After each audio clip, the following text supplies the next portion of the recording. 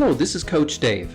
I'm going to walk you through some revolutionary planning forms that are only available to my Money Wellness clients. First, I'm going to give you an overview of the forms, then we're going to go through it again in more detail. Let's get started. When you open them up, your forms will look something like this. In the heading, you will see My Plan. This is the intentional piece. My Money Flow, the tactical implementation portion, and Actual Spent, which is the tracking component. Below the heading, you will see several lines for various spending categories. This is only a sample plan. Yours will have many more categories for expenses. And at the bottom, instructions for the step-by-step process should you need a reminder. You can also see boxes with numbers. These numbers will guide you as you create your plan. Here's a brief overview of the steps. 1. We'll enter the month we are working on. 2. The days we are paid. 3 is where we enter the take-home pay for each of the pay dates. 4. We enter our planned expenses, and at the same time we can enter, for step 5, any associated due dates. Remember, the goal is to have a zero-based budget. Income minus expenses equal to 0. At the bottom of the page, you will be able to check number 6 to verify you have a balanced budget. It's time to plan how our money will flow. Number 7 will show you how much you have left to allocate of your planned spending. Number 8 is where we indicate whether this is a short-term savings or a great option for a cash envelope. Then for each pay period, step 9 will show you how much you can either put into short-term savings or the cash you can withdraw for specific envelopes. 10 is where we track our actual spending.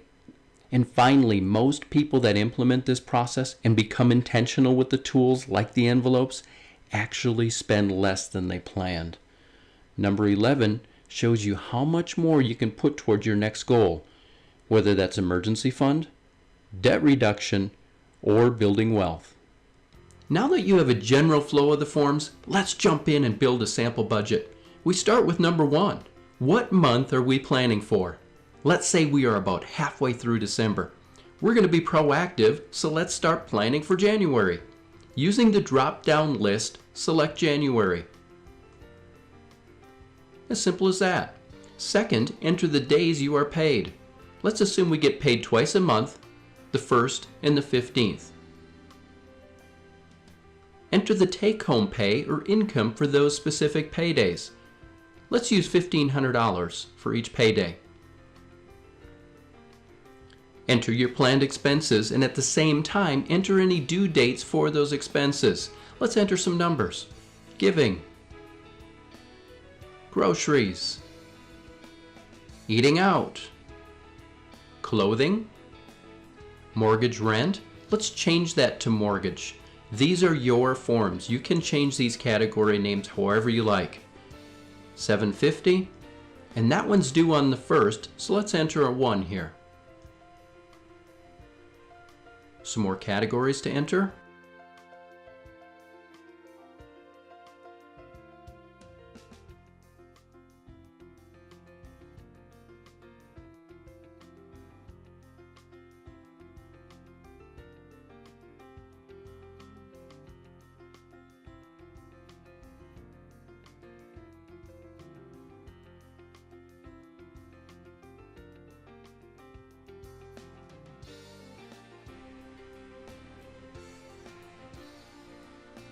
Get down to car payment. That's $465, and that one's due on the 17th. Student loan, $250, is due on the 19th. Our goal is to get to a zero-based budget. You may have to go through this a few times to get it to balance. In our case, we have an extra $100. We're going to send that to our next goal. It just happens to be emergency fund. So let's type that in. And $100. Now our income minus expenses does equal 0. Now let's distribute our expenses to specific paydays. This column shows what's left to allocate. Take giving. We said we wanted to give $300. Now we need to pull it from specific pay periods. $150 from the first payday and $150 from the second. Now let's plan out how the rest of our expenses will flow. Groceries, we plan to spend $300. Let's split that between the two paydays, $150 and $150. Eating out, clothing. The mortgage is due on the 1st, so we better pull that from the check on the 1st. Now watch what happens to this cell as I enter $750. Our net income is $1,500. We've already spent $350 between giving, groceries, and eating out. That leaves us $1,150 to spend. As I enter the $750, the remaining to spend of that $1,500 drops to $400. This neat feature shows you how much you have left from each check to distribute. Let's continue to enter numbers.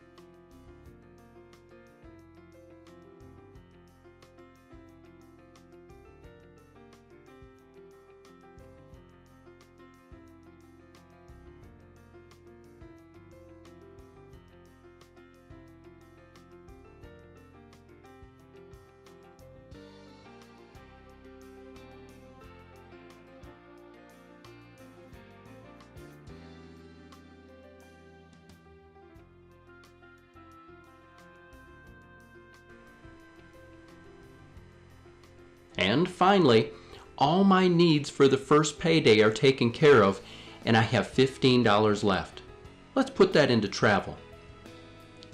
We need to fully allocate for travel.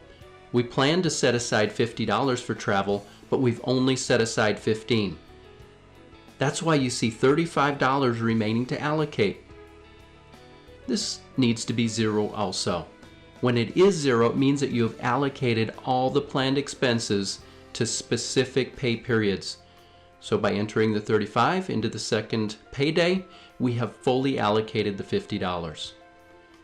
Car payment, student loan, and we have $100 left on the second payday to put towards the next goal. Double checking dates, we can see that these payments will be made on time. Look, everything balances. We have a zero-based budget. We've been intentional with which item is funded from specific paydays, and we have zeros here. This keeps us from overdrafting. And we've made sure to fully allocate each category as we see in this column. And by going through this process before the month begins, you are now intentional. No more juggling in the middle of the month and feeling like you're chasing your tail. Because you set this up before the month begins, and if you're married, you agreed to it, then all you have to do is follow through. Much easier, and the piece has already started. Just a little bit more to go. Now we enter E or S to identify envelope or short-term savings items. These are definitely areas you want to consider using cash envelopes for. Groceries, eating out, clothing. And this is how to save for short-term needs. Let's use Christmas as an example. Assuming we want to spend $600 on Christmas, we simply set $50 aside each month for 12 months. And we put this into a savings account so it's ready for us.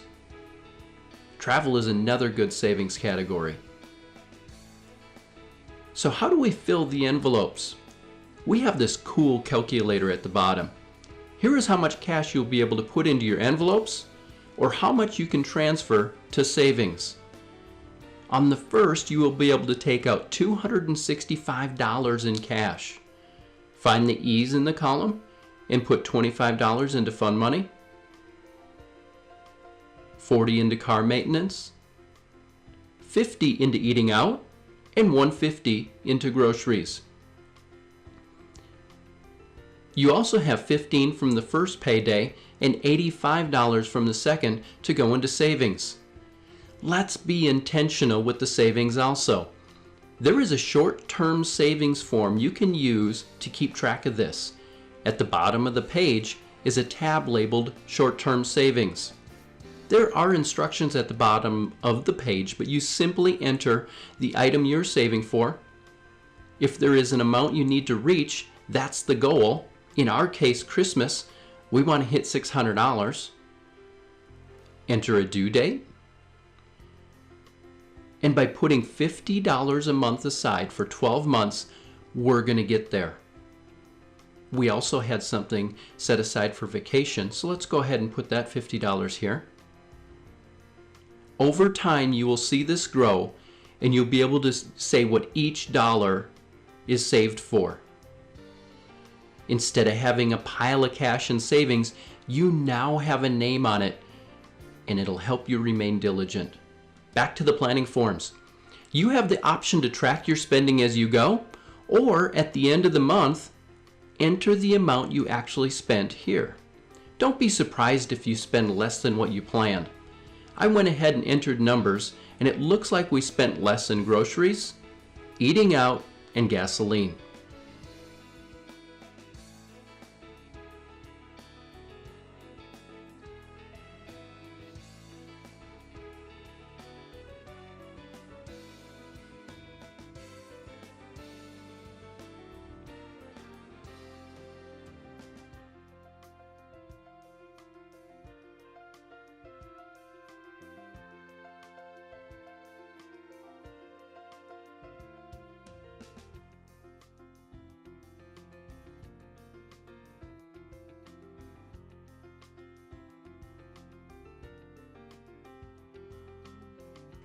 That means we have an extra $60.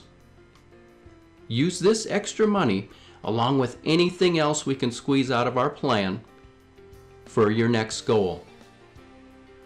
Whether emergency fund, killing debt, or building wealth.